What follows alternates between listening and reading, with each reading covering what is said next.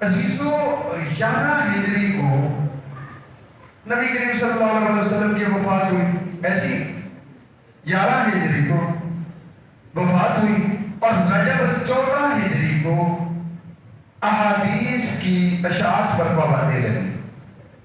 ایک منصوبہ آپ کو عرض کر رہا ہوں، یہ بھی ایک بہت بڑا منصوبہ تھا، یہ منصوبہ بنا اور ایسے ہی بنا، اور بچوں کے لیے جو کہ درس ہے تو بچوں کو بتانا ضروری ہے۔ اشاعت حدیث پر پابندی رجب 14 ہجری میں لگ گئے۔ اشاعت حدیث پر پابندی میرے پیارے بچوں، اس کو کہتے ہیں کہ بھائی کہیں بھی جانا، قرآن پڑھنا، حدیث نہ پڑھنا، سمجھ؟ کچھ بھی ہو، حدیث بیان نہیں کرنی، حدیث کے بیان کرنے پر پابندی رجب 14 ہجری پہ لگی، اور اس کے بعد کابل احبار اور اس جیسے دیگر لوگوں نے حدیثوں کو گھڑنا شروع کیا، اور فرمائے حدیثوں کو گھڑنا شروع کیا اور بہت ساری احادیث بنائی۔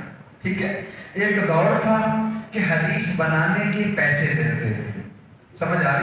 2 لاکھ احادیث احمد ابن حنبل کہہ رہے ہیں کہ میں بتا دوں گا کہ جعلی ہیں۔ اب آپ اندازہ لگائیں کتنی احادیث ہوئی، اور 98 ہجری میں احادیث پر پابندی کھلی۔ غور ہے، 84 سال احادیث کی اشاعت پر پابندی مسلسل لگی رہی، تو 84 سال احادیث پر پابندی لگی رہی اور مسلسل